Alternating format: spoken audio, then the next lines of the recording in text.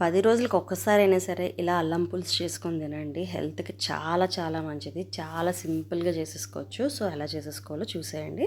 ఫస్ట్‌గా జీలకర్ర సిమ్‌లో పెట్టి ఫ్రై చేసుకోవాలి. సో, అవి ఫ్రై అయిపోయిన తర్వాత కొద్దిగా ధనియాలు కూడా వేసేసి అదే ప్యాన్‌లో ఫ్రై చేసుకోవాలి. చాలా సిమ్‌లో పెట్టండి. మరి హై ఫ్లేమ్ పెడితే బేగా మాడిపోతాయి. అండ్ ఒక 10 మెంతులు, అంత ఎక్కువ ఏం అవసరం లేదు. మెంతులు ఎక్కువ వేసాకండి మళ్ళీ చేదు వస్తుంది. అండ్ మనం ఆల్రెడీ అల్లం కూడా వేస్తాం కాబట్టి సో మళ్ళీ అగరుగా ఉంటుందన్నమాట. చాలా చాలా మంచిది. ఒకవేళ ఇంకా మీకు దగ్గు కఫం ఇలాంటి ఎక్కువలా ఉండేలా అంటే ఒక 4-5 మిరియాలు కూడా యాడ్ చేసుకోండి. అండ్ దీనికి వచ్చేసి మనకి అల్లం పులుసు కాబట్టి అల్లం ఫ్లేవర్ ఎక్కువ తెలియాలి. సో ఒక ఇంత అల్లం తీసుకోండి. అండ్ ఒక 2 ఉల్లిపాయలు, 2 టమాటాలు, పచ్చిమిర్చి, ఎండుమిర్చి కన్నా మనకి పచ్చిమిర్చి వేసుకుంటే టేస్ట్ బాగుంటుంది. అండ్ పండిపోయిన పచ్చిమిర్చి ఉంటే వేసుకోండి, లేదనుకుంటే పచ్చివే వేసుకోవచ్చు, ఏదైనా మీ ఇష్టం. సో ఇంకా వద్దు మాకు ఒకవేళ ఘాటు ఎక్కువైపోతుంది అనుకుంటే ఆ పచ్చిమిర్చి మామూలుగా తాలింపులో వేసుకోండి, సరిపోతుంది.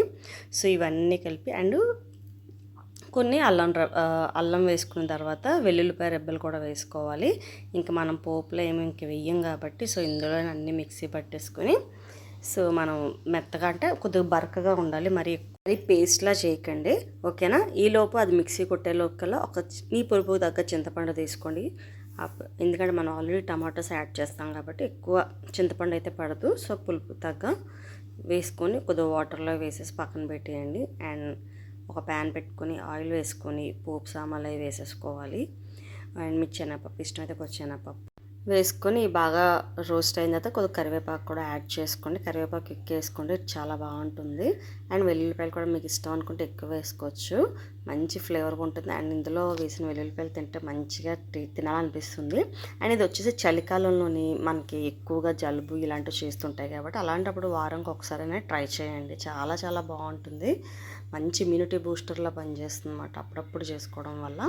అండ్ నెక్స్ట్ వచ్చేసి మనకి పోపు అయితే వేగిపోయింది చూసారు కదా. చక్కగా మనం ఏదైతే మిక్సీ పెట్టామో అది మనం ఆ పోపులోకి మిక్స్ చేసేసుకొని మీ టేస్ట్ తగ్గ సాల్ట్ అండ్ పసుపు కంపల్సరీగా యాడ్ చేయాలి.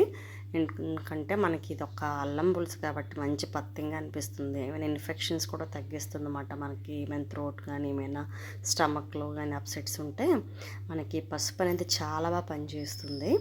నెక్స్ట్ వచ్చేసి కారం కూడా మీ టేస్ట్ తగ్గ వేసుకోండి, లేదు మనం ఆల్రెడీ ఇవన్నీ వేసాం కదా ఘాట్ ఎక్కువ ఉంటుంది ఇంకా పిల్లలు తినరు అనుకునేటప్పుడు స్కిప్ చేసుకోవచ్చు, మీ ఇష్టం.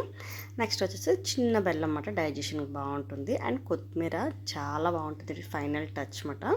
కొత్తిమీరతో మంచి టేస్ట్ వచ్చేస్తుంది. ఇవి బాగా దగ్గరికి ఆయిల్ తేలిపోయేదాకా బాగా ఫ్రై అయిపోయిన తర్వాత మీరు ఏదైతే నానబెట్టుకున్నారో చింతపండు రసం సో అది ఇందులో యాడ్ చేసుకోండి. సో చింతపండు రసం వేసిన తర్వాత ఇంకొక 10 మినిట్స్ కొద్దిగా అలాగా మసాలానిస్తే చాలు. ఇంకా మీ అల్లం పులుసు అయితే రెడీ అయిపోయింది. చక్కగా వేడి అన్నంలో వేసుకొని తింటే మామూలుగా ఉండదు, అసలు నవ్వులే పని ఉండదన్నమాట. డైరెక్ట్గా మొత్తం అలా దిగిపోతుంది అన్నమాట, అంత బాగుంటుంది. సో డెఫినెట్గా ట్రై చేయండి, మీకు కూడా చాలా బాగా నచ్చుతుంది, మీ పిల్లలకి నచ్చుతుంది, అందరూ చాలా ఇష్టపడతారు. ఒక్కసారి ఇప్పుడు మనం ఏ రెసిపీస్ చేసినా చాలా డిఫరెంట్గా చేస్తూ ఉంటాం. అండ్ ఈ అల్లం పులుసు కూడా చాలా స్టైల్స్ ఉంటాయి. సో ఇది వచ్చేసి నా స్టైల్ అన్నమాట. సో మీరు ఒక్కసారి ఇలా ట్రై చేయండి, మీకు చాలా బాగా నచ్చుతుంది, మీ ఇంట్లో వాళ్ళకి కూడా నచ్చుతుంది. Thanks for watching. ఈ వీడియో మీకు నచ్చినట్టుగా అయితే మన ఛానల్ని సబ్స్క్రైబ్ చేసుకొని లైక్ చేయండి. ఇంకా మన ఛానల్లో మంచి మంచి వ్లాగ్స్ ఇంకా మంచి మంచి రెసిపీస్ ఇలాంటివి ఉన్నాయి, మీకు ఇంట్రెస్ట్ అనుకుంటే చెక్ చేయండి.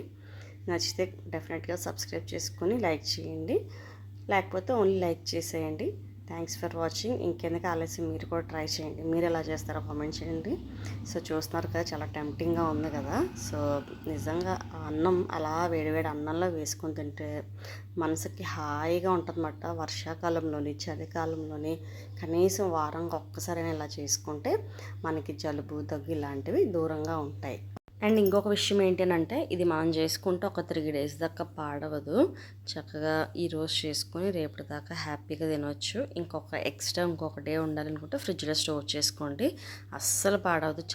చాలా ఈజీ ప్రాసెస్లో చెప్పాను, వంట రాని వాళ్ళు కూడా చేసుకొని తినచ్చు, హ్యాపీగా చేసుకొని హెల్తీగా ఉండండి.